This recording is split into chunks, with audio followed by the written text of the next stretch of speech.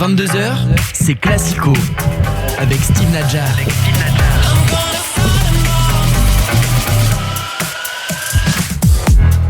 Bonsoir à tous, bienvenue dans Classico, votre émission 100% foot le lundi à 21h sur Radio J. Très heureux de vous retrouver après une petite semaine de pause. Tout de suite, je vous présente le casting du soir. Benjamin Clerc, bonsoir. Bonsoir à tous, bonsoir la France, bonsoir la République. Très bien, très bien. Bonsoir le Champ de Mars. J'en reviens là. J'étais tout seul mais j'en reviens. Bonsoir également à l'homme à la trottinette, salut Alexandre Darmon. Salut, mais je fais plus de trottinette. Pourquoi ? Parce que j'ai eu un petit accident. Non. C'est gaufré. J'ai eu un petit accident et voilà, je prends mal en patience, je suis en retour progressif. Ça intéresse beaucoup les auditeurs. C'est vrai, donc on va arrêter tout de suite. On est ravis par ailleurs d'accueillir ce soir Chérif Guémour, journaliste à SoFoot, Eurosport ou encore à la revue de l'After Foot. Bonsoir Chérif. Bonsoir Steve, bonsoir à tout le monde. Et bienvenue une nouvelle fois dans Classico. Au menu ce soir, l'OM qui confirme sa position de dauphin et qui se prépare pour sa demi-finale allée de Conference League. Le PSG sacré champion ce week-end dans le silence et le ressentiment de ses ultras. On se demandera également comment le club parisien peut évoluer d'ici la reprise cet été pour notamment espérer remporter enfin la Ligue des Champions. Une C1 de retour également cette semaine avec une demi-finale alléchante. Manchester City Real Madrid dès demain mardi. Rendez-vous sur radioj.fr et en vidéo sur la page YouTube de la radio. Merci également de partager nos contenus sur Twitter et Instagram. Classico épisode 62. C'est parti. Jusqu'à 22h, Steve Nadjar dans Classico sur Radio J.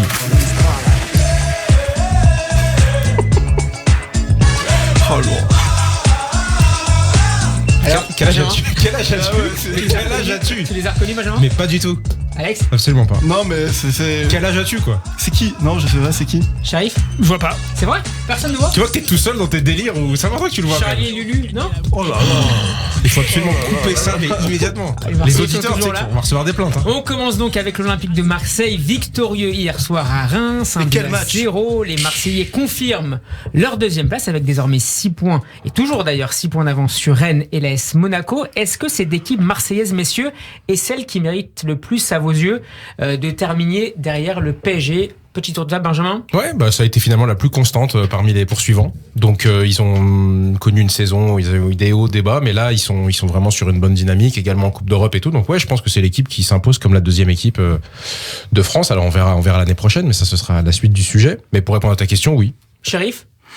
J'aurais préféré Rennes Ouais, moi aussi. au niveau du jeu. Alors on sait tous qu'ils ont très mal démarré, donc ils ont perdu un peu de terrain. Et puis là ils ont eu un petit trou là, de 2 défaites. Après non, c'est mérité pour Marseille. Ouais, je suis d'accord avec toi Benjamin, il y a une constance. C'est une équipe qui panique pas hein, finalement. Donc ça va, il déroule, mais niveau esthétique, je préfère Rennes. Bah non, Alex ? pour être relou. Non, mais pas pour juste être relou. C'est effectivement, j'aurais préféré Rennes. Je trouve que Rennes joue mieux. Après, il faut de la chance et je trouve que l'OM on a eu beaucoup cette année. Même rien qu'hier soir, hein, d'ailleurs. Hein, franchement, le match il est pas très très beau à regarder. D'ailleurs, je pense pas que beaucoup de monde l'a regardé ce match. Donc non, pour moi, Marseille ne mérite pas d'être deuxième cette saison. Mais Qu'est-ce qui a manqué à l'OM ? Mais en fait, du jeu, tout simplement. Je veux dire. Moi, j'ai en mémoire, c'était tout jeune, au Parc des Princes devant le PSG. On dit que le PSG a très mal joué, mais l'OM a été nul aussi, quoi. Enfin, il y avait rien de. Tout le monde l'a dit ça. Non, mais donc justement, c'est que en fait, on a deux leaders de jeu, 2 leaders de championnat, parce que le PSG, on en parlera tout à l'heure, c'est pareil, qui ne sont pas au niveau. Ça veut juste dire aussi une chose, c'est que à mon avis, le championnat cette année, il est très très faible, quoi, en termes de style de T'as jeu. pas été séduit par le style de jeu ? Alors pas tous les soirs, et en l'occurrence pas hier soir, des Marseillais de manière générale ? C'est une équipe qui joue, qui ose, qui tente. On a vu des parfois choses quand même. déséquilibrées, On a vu des choses intéressantes quand même. Sampaoli, il a réussi à trouver quand même une certaine constance. Et il a essayé des choses avec le positionnement de son gardien, de Rongier, des faux neufs, de Payet, de Gerson, qui est. Après, Ça, c'est autre chose. Après, ils ont pas un banc énorme, donc rien que pour jouer Feyenoord, Ouais. faut mettre au repos, sur la touche, Payet et sur l'autre Gerson. Gerson. Donc voilà quoi, ces matchs sont intenses, ces entraînements sont intenses, ces séances vidéo sont intenses, ils sont un peu lessivés, donc voilà, ils ont pas une grande marge. Mais est-ce que ça peut durer sur le long terme, 2-3 saisons avec Sampaoli, ou c'est le même modèle que celui de Bielsa, on use un peu trop? Non, mais là je serais d'accord avec Alexandre. Là, ils sont, je dirais pas qu'ils sont en surchauffe, mais ils ont atteint leur limite. Ils ont pas de marge en fait. Et c'est peut-être aussi pour ça qu'ils vont finir deuxième, c'est qu'ils sont restés constants dans leur niveau moyen, mais je leur vois pas une marge supérieure que je peux entrevoir par exemple avec Monaco. Mais Monaco c'est trop tard. C'est trop tard. Rennes, mais l'année prochaine, la question c'est un peu ce que dit Sheriff, c'est effectivement comment ils vont pouvoir affronter l'année prochaine du coup la Ligue des Champions, le championnat.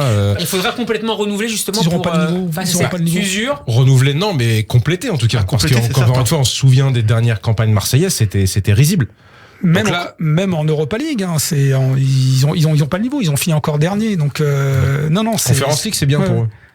Non mais c'est vrai en plus sans charrier, c'est une nouvelle compétition. Ça on peut en parler de cette compétition des perdants. Moi je comprends pas. On va en parler tout à l'heure. Non, je suis pas d'accord parce que non mais tu vois là on a une demi-finale, on a un tableau, il y a des équipes intéressantes. Feyenoord mais c'est bien en fait pour le coup des équipes françaises. Laissons pour tout à l'heure. Quelques minutes sur l'effectif Marseille. Qu'est-ce qui manque pour être un peu meilleur, notamment en Ligue des Champions? Franchement, le milieu, il est pas assez solide. En tout cas, il est solide quand il est titulaire. On parle de Gerson, on parle de joueurs comme ça. Mais quand tu les sors, ces joueurs-là, je pense que Mbappé, Gueye, tout ça, c'est pas encore au niveau. Honnêtement, pour faire un match entier. Camara, il va partir, mais c'est pas au niveau. Il va partir. Je pense vraiment, honnêtement, que il faut aller recruter au milieu de terrain. Il faut aller recruter aussi un petit peu derrière en défense. Il faut aussi stabiliser au niveau du gardien parce qu'ils font un peu des allers-retours. Ils savent pas comment gérer le cas Mandanda. Est-ce qu'il est compréhensible? Ça devrait pas se poursuivre encore une année là. Peut-être, mais donc faut le remplacer. Il faut être sûr que l'autre gardien sera le bon. Il y a quand même un grand chantier qui arrive à l'OM. C'est pas plutôt de l'attaque qui posera problème, en tout cas qui nécessitera et l'attaque. En fait, tout en fait. Et l'attaque. On imagine qu'il va pas forcément rester. Moi je pense que Milic il va rester. Cet été, ouais. Je pense qu'il va rester. Non, j'ai des infos. Ouais. Non, mais je pense qu'il va rester. Je pense que il se sent bien, qu'il joue, qu'il marque quand il joue en tout cas. Je pense qu'il va rester. Je vois pas où est-ce qu'il peut aller objectivement aujourd'hui. Non, mais quand on voit l'équipe type, elle est pas taillée pour la Ligue des Champions, incontestablement. Ils peuvent finir au mieux, troisième avec une victoire et 2 matchs nuls. Mais non, mais c'est très limité. Là, il y a pas de marge. C'est une équipe qui a pas de marge. C'est un peu la réflexion que je me faisais un peu avec Lille la saison dernière quand ils ont gagné le championnat. C'est super. Et puis après, tu dis va falloir basculer. Alors. Ils ont été héroïques, sur 2 matchs, FC Séville et tout, d'accord. Bon, Wolfsburg, c'était pas un groupe très, très relevé. Et puis bon, ils ont joué contre Chelsea, ils ont pas existé, quoi. Il y a vraiment, après, il y a, parce que là, on est vraiment, quand on parle de Ligue des Champions, soit on a un vrai projet de jeu, avec des joueurs vraiment, qui sont en phase dynamique, en phase ascensionnelle, et on peut en trouver, ou alors soit on a les équipes blindées comme les clubs anglais, certains clubs espagnols. Et là, on peut espérer aller loin. Là, c'est même pas ça. Camara va partir, Gueye n'est pas au niveau. Enfin, c'est pas qu'il est pas au niveau. Saliba, il repart. Il est encore un peu jeune. Saliba, il va pas le garder. Saliba, ça va être une grosse perte parce que. Pas sûr pour Saliba. Il y a pas d'option d'achat automatique à la différence d'Under, qui devrait rester. Je vois pas Arsenal le prêter une saison supplémentaire. Surtout s'ils ont regardé la saison qu'il a faite. En plus, le vendre à Marseille, c'est impossible selon toi? Je crois pas qu'ils aient les moyens parce qu'en plus, faut acheter dans toutes les lignes, même en Under. C'est un joueur en devenir. Harit aussi, c'est un joueur en devenir. Voilà, c'est ça. Harit va partir. Non, mais Harit, ils vont pas le garder non plus. Ouais. Donc, c'est aussi ça le problème de l'OM. Et Saliba, je pense pas qu'il a envie de rester. Avec tout le respect que j'ai pour quand tu peux jouer en première ligue, que t'as son niveau. Il faut jouer aussi. Il faut jouer. Arsenal, mais il jouera. Il est vraiment très fort, Saliba. Et c'est pas un manque de respect de dire ça pour l'OM, mais je pense que ils ont du mal à conserver leurs joueurs aujourd'hui dans l'Olympique de Marseille. Mais tout le football français, c'est peut-être. Donc on a oui. Rennes un peu moins quand même, parce qu'on parle de Rennes depuis tout à l'heure. Rennes un petit peu moins. Je pense qu'ils arrivent à garder leurs joueurs et en tout cas installer un projet. L'Olympique de Marseille, on critique depuis tout à l'heure. Enfin, je critique. Non, on critique pas. Je critique moi en disant qu'ils ont pas de fond de jeu machin et tout, mais faut quand même dire que c'est quand même exceptionnel ce qu'ils font. Par rapport à l'année dernière. Par rapport à l'année dernière et l'année d'avant, ce que fait Sampaoli, on n'était pas sûr qu'il allait y arriver et tout. Maintenant, il y a quand même un gap à passer avec Sampaoli, c'est toujours la même chose. C'est la 2e saison. Là, il finit sa deuxième saison, entre guillemets, parce qu'il a fait une première en demi-teinte. La deuxième saison, elle lui est toujours fatale quand il est quelque part, Sampaoli. Et je pense qu'il peut vraiment, à mon avis, faire tirer la longue à ses joueurs. Et que ça peut être vraiment compliqué. Je pense quand même qu'on est un peu négatif avec l'OM, parce que cette année, en recrutement, ils ont quand même été assez créatifs. Quand on voit Guendouzi, franchement, c'est une recrue. Alors, effectivement, oui, comme tu le disais, c'est des joueurs qui viennent en transition, quoi. Saliba qui vient, qui va peut-être repartir. C'est vrai pour Camara qui va repartir. Mais en tout cas, ils ont quand même été créatifs. Encore une fois, je reparle de Guendouzi, c'est extraordinaire. Le fait d'avoir pris Saliba après, le montage est pas mal. Le fait d'avoir pris Lirola, le fait de voilà, enfin, je veux dire, ils ont quand même été chercher des joueurs. Lirola d'ailleurs. Oui, mais encore une fois, ils arrivent à bâtir, saison après saison, voilà, quelque chose un peu. C'est le président. Et le président, voilà, il a des super réseaux. Faut quand même saluer le fait qu'ils ont réussi à remettre une équipe sur place, qui va finir deuxième. Alors qu'est-ce qui pourrait empêcher l'OM de finir deuxième? Il y a le calendrier jusqu'à la fin de saison qui est pas simple. Réception de Lyon le 1er mai pour le compte de la 35e journée, déplacement de Lorient ensuite, puis un gros déplacement à Rennes et un dernier match au Vélodrome contre Strasbourg. C'est pas Rennes a déjà 6 points. Rennes et Monaco sont à 6 points déjà. Ça commence à être. Mais Strasbourg, ils sont pas loin et ils jouent super bien. Strasbourg va pas prendre la deuxième place à l'OM. Non, mais les matchs qu'ils ont à jouer. T'as Lyon, t'as Strasbourg et t'as Monaco. Non, t'as Lorient. T'as Lorient, ok, mais t'as Lyon. Lyon, Rennes et Strasbourg. La relégation, donc ils vont pas lâcher. Lyon, Rennes, Strasbourg, c'est solide, hein. C'est solide. Sur 4 derniers matchs. C'est les gros matchs, mais après, ils ont la dynamique. Ils commencent à y croire, donc voilà. En général, peuvent finir fort. À la fois, de toute façon, le titre, ils le jouent pas. De toute façon, c'est plié. Et garder la deuxième place. En plus, il y a la petite carotte avec la. Mais est-ce qu'ils ont l'effectif, Sheriff, pour à la fois jouer la deuxième place et la Ligue, j'allais dire la Ligue des Champions. La Conférence League, en tout cas, les 2 matchs de demi-finale au minimum contre Rotterdam. Comme c'est une équipe en surchauffe, il y a la dynamique d'un point de vue mental. Il y a une fraîcheur mentale parce qu'il y a la dynamique. Ils sont au bout de quelque chose qui pourrait être fabuleux, c'est-à-dire gagner l'Europa League Conférence et finir deuxième, ce qui serait très très bien. C'était par rapport à. Ça sera une super saison. Voilà, exactement. Mais ils sont en surchauffe. C'est pas une équipe qui a de la marge. Maintenant. À coup de 1-0, de 1-1. Hier, c'est exactement ça. Mais c'est l'équipe qui panique pas. Moi, j'ai vu des équipes exploser. J'ai jamais vu Marseille exploser sur le terrain. Complètement paniqué, prendre 4 buts, 5 buts. J'ai vu Rennes craquer, par exemple. C'est ça qui m'a déçu, les 2 derniers matchs. À Monaco, contre Monaco. Et là, tu te dis, non, pas Marseille. Franchement, si j'étais l'OM, je mettrais le paquet de cette fin de saison sur la Conférence League. C'est une Coupe d'Europe. Et sur le championnat aussi. Bien sûr, mais il faut absolument pas négliger cette coupe. On en parlait déjà au tour précédent avec le PAOK. Ils ont réussi à passer. Là, ils sont en demi-finale. Il faut y aller à 250%. C'est une coupe d'Europe, c'est un titre européen. Il faut le jouer à fond. En général, ils les jouent à fond, les coupes d'Europe, même quand ils n'ont pas l'effectif. Donc, ces dernières années, on a quand même vu beaucoup de clubs français jouer l'Europa League un peu à moitié. On aurait pu faire mieux. Et là, la Conférence League, faut y aller à fond. Pas Marseille en Conférence League la dernière fois, c'était pas extraordinaire. En Ligue Europa. Ouais, d'accord, mais Marseille, ils ont serré ce petit supplément d'âme qui manque. Européen.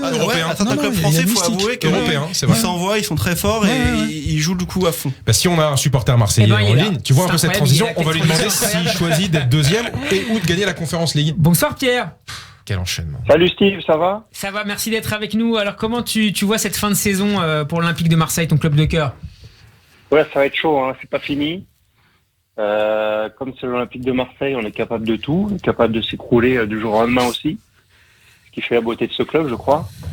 Donc il va falloir s'accrocher, quoi. Il reste 4 matchs importants en Ligue 1 et puis après pour commencer 2 matchs en Europe et si tout va bien, un 3e. Hein. Comment tu juges l'évolution de Gerson qui a marqué donc hier le but, qui a offert la victoire à l'OM? Gerson, on lui a tapé dessus assez rapidement parce qu'on pensait que ça allait être soit un Payet bis qui allait arriver, soit un Patrick Vieira qui allait stabiliser totalement le milieu du jour au lendemain.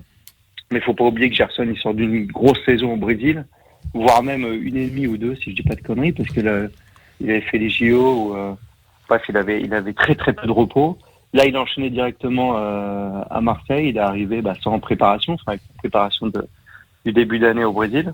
Donc je pense assez fatigué, assez émoussé, un nouveau championnat, voire même un nouveau continent, parce que ça fait longtemps qu'il n'avait pas joué en Europe. Il a fallu s'adapter à un nouveau coach, à une nouvelle équipe, etc. Donc Il a eu C'est du mal au l'homme fort début. de et puis petit à la petit, il a deuxième pris de- il a partie. pris de- Pierre, c'est l'homme fort de la deuxième partie de saison C'est le plus gros olympienne. transfert de Aussi. l'année, hein. 22, 23, non?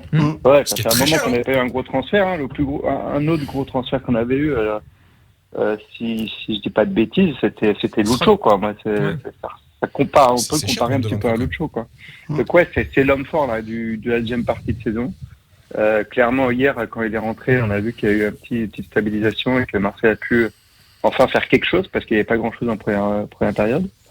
Donc ouais, là, il est en forme, mais c'est le bloc, enfin c'est l'équipe au complet là qui est assez solide. Donc Alex, on est content, une c'est un bon lundi là. Ouais, non, une remarque. Tu préfères, Pierre, gagner la Conférence Ah, c'était League, ma question, ça. hein. la conférence Coupe d'Europe, Champions League, des clubs champions, des clubs pas champions, ou alors tu préfères être numéro 2 au championnat de France, selon toi? Ah, numéro 2. Ah ouais, Numéro deux, ça faut vous qu'on fait retourne pas. en- Ça vous fait pas, quand je dis vous, c'est les supporters marseillais, non, ça vous fait pas vibrer ce titre européen? C'est pas que ça fait pas vibrer, mais c'est que la Champions League, il faut absolument qu'on y retourne, ne serait-ce que financièrement. Il faut aussi qu'on y retourne pour laver un peu l'affront de notre dernière participation. Mais c'est ça, Pierre, c'est quoi vos ambitions en Ligue des Champions l'année prochaine? Mais ça, on verra. Déjà, faut y aller. Faut être dans les poules. Et après, on fait confiance à Sampaoli, quoi. À Déjà, Longoria. qu'il nous ramène une victoire, ce serait pas mal. Ah ouais, grosse ambition. On est d'accord. Non, mais faut dire la réalité. Aujourd'hui, en Champions League, l'OM, ça va être difficile si on y est l'an prochain. Même s'il y a une bonne équipe, on va voir qui va rester, qui va partir. Mais déjà, il faut y être financièrement pour le club, pour qu'il se reconstruise. L'objectif, ça va être de faire bonne figure. Et en parallèle, ça va être le gros enjeu de l'année prochaine si l'OM est en Champions League, c'est de réussir à être compétitif en championnat pour se requalifier encore en Champions League. Parce qu'on va pas la gagner, je pense, en prochain. On y est. Pierre, Voilà. Sheriff, Et l'Europa League, elle est intéressante, Non, mais- c'est quand même cool, c'est un parfum européen, même si c'est pas l'Europa League, c'est pas la Champions League, mais si on la gagne, on pourra dire qu'on n'est jamais les premiers, quoi. un pronostic pour jeudi, Pierre? Je dis, Feyenoord, c'est pas une équipe de clowns quand même. Non. Un pronostic, moi je suis un supporter positif, donc je vais pronostiquer une victoire. Mais je pense que ça va être difficile. 1-0? 1-0 on prend, 2-1 on prend une victoire, n'importe quelle victoire on prend. Merci Pierre, à bientôt D'autant dans plus que Classico. les buts à l'extérieur comptent plus. Merci, Pierre. Pardon? À bientôt, merci à toi et à plaisir, bientôt. allez l'OM. Salut Steve. Salut Pierre, merci à toi. Sheriff, t'es un grand spécialiste du championnat néerlandais. Qu'est-ce qu'elle vaut cette équipe de Feyenoord? Elle est larguée déjà, donc non, elle m'a un peu surpris en Europa League conférence. J'ai toujours du mal à prononcer ces mots-là, tellement c'est secondaire. Mais non, il y a clairement l'Ajax qui est au-dessus. Après, il y a le PSV Eindhoven et Feyenoord arrive. Mais après, comme c'est un peu la cerise sur le gâteau de fin de saison, je crois qu'ils croquent dedans à fond. Les supporters sont à fond sur cette compétition, donc ils peuvent faire quelque chose. Et puis face à Marseille, qui a pas été transcendant non plus, hein. C'est toujours des victoires étriquées. Donc ça malheureusement ça m'a l'air ouvert. J'aurais préféré dire que Marseille est favori. Je pense qu'ils le sont. Mais après, il y a le niveau du championnat des Pays-Bas qui a quand même régressé. C'est le championnat des Pays-Bas. Est-ce qu'il y a des joueurs à particulièrement surveiller du côté de Feyenoord? J'en avais repéré deux. Il y avait Sinistera, il me semble, qui est international. Ils ont comment dire. J'ai vu que quand Van Gaal est arrivé pour reprendre la sélection des Pays-Bas, il avait pris 2-3 joueurs de Feyenoord. J'avais été étonné. Il y a toujours eu des joueurs de Feyenoord en sélection. Il y a Sinistera, puis un autre, peut-être un défenseur, un jeune défenseur. En tout cas, c'est jeune, c'est talentueux. Il n'y a pas de grand espoir du football néerlandais qui jouerait à Feyenoord et qu'on pourrait à ma connaissance, découvrir jeudi. À ma connaissance, non. Il faudra que je revoie parmi les jeunes qui ont été sélectionnés. Non, ça vient toujours plutôt encore du côté d'Ajax et du PSV. Enfin, les joueurs, les joueurs de talent, a priori, ils viennent de là. Il va falloir gagner contre Feyenoord, mais après derrière tu vas avoir aussi une finale, à mon avis, finale contre une équipe qui sera très forte. Moi je mettrais une pièce sur la Roma parce que Mourinho, Leicester aussi. Ouais, mais la Roma, Mourinho, il a Ils sont chiants à jouer, hein, Leicester. de ce genre de match. Il a l'habitude de gagner des coupes d'Europe. Je pense qu'il va préparer son groupe pour gagner quelque chose parce que là, je pense qu'il est au fond du gouffre lui aussi. Donc ça va être compliqué quand même cette fin de compétition pour l'OM. Mais c'est un super enjeu. Même si moi sur cette coupe d'Europe, je trouve je suis désolé, je le dis, je le répète, elle sert à rien cette coupe d'Europe. Non mais là, Ça pas rien. Regarde, le dernier carré, il est vraiment, il est plaisant. Ouais, sincèrement, on va avoir 2 beaux matchs et la finale va être intéressante quoi qu'il arrive. Non, bon, on va sur une belle finale a priori, oui. Ouais. Mais après, faut relativiser. Est-ce que ce trophée-là, tu le mets dans l'armoire, mais tu le mets où? Tu le mets en haut de l'armoire, en bas de l'armoire? Tu fais dans une le finale placard, pour les perdants, quoi. Je veux dire, ça veut dire quoi de faire une finale pour les perdants de la Ligue Europa? Enfin, à quoi ça sert? Le classement du championnat aussi qui te qualifie pour la Conference League. Ok, super. Bon, on verra. Il faudrait en tout cas des buteurs et c'est justement le thème du quiz. Yes. Du quiz avec une petite musique qui nous accompagne. Messieurs, vous allez me donner les meilleurs buteurs J'essaye de rester humble cette fois. de l'Olympique. Il a perdu la dernière fois aux 2 quiz.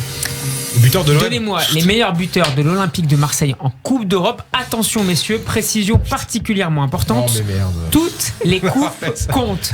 Toutes les coupes comptent. C1, C2, C3 et bien sûr là, C'est quel? l'Intertoto. Ne l'oubliez jamais. Minimum exigé 5 buts c'est dur. pour faire partie de ce classement. C'est dur. Ils sont 21. À vous de jouer. Qui commence? Shérif. Dans la liste, par hasard, JPP. JPP, c'est le premier. C'est moi après? Alors combien? Tout après. 23 buts. Mamadou Niang. Ah, C'est le deuxième. C'est incroyable. Il est pas bien. Je suis complètement serein. Ça fait Alex. Oui. Gignac. Gignac. Je crois que Gignac est là. Bah, Gignac, j'espère, ouais. Gignac est là. Bah, merci. Avec ouais. 6 buts. Bah, c'est à toi, Shérif. Et ça cale déjà. Je crois que ça cale déjà chez nos amis.